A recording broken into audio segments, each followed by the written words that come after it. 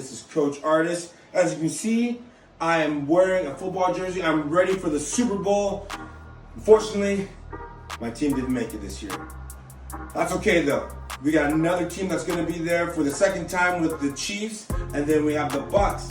So let's talk about them a little bit here. Let's talk about them and how they match up a little bit. Let's talk about the Bucks D first. First of all, the Bucks, they love to run a 4-3, and they're also in the middle of a series, they'll run a 3-4. They'll do this just to kind of switch up the look to try to bring more pressure. They don't do very well with running zone. Unfortunately, when they do run zone, that's when a lot of big plays come in.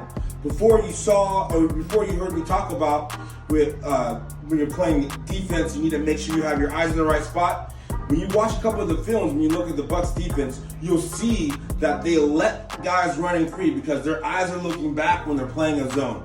They are a man team. They love to run cover 1, cover 0. They'll even run a little bit of 2-man, meaning they'll have 2 guys over top and then play man underneath. With them playing a lot of man, you must have a great defensive line, and they do. With Dominic and McSue, with Paul, they have 2 defensive tackles that can dominate the line. With that, they're going to get pressure with 4. They're going to send 5 at times, and they might even get into that 3-4 and send a linebacker or a defensive end that's standing up, but they're going to try to get as much pressure with 4 so that way they can cover the entire ground. If I'm the Bucks, I'm the defensive coordinator, what I'm going to want to do is I'm going to want to attack the Chiefs. The Chiefs are at a disadvantage right now because of their O-line.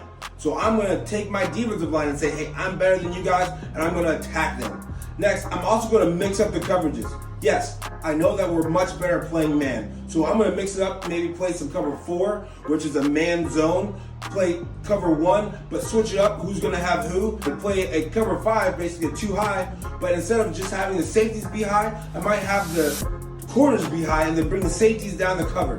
I'm going to mix things up so that way Mahomes is confused. Also, I want them to try to win the game on the ground. Meaning, I'm going to take the ball out of Mahomes' hands and out of their great wide receivers' hands. They don't run the ball very well. So I believe that my defensive line stacks up against their offensive line.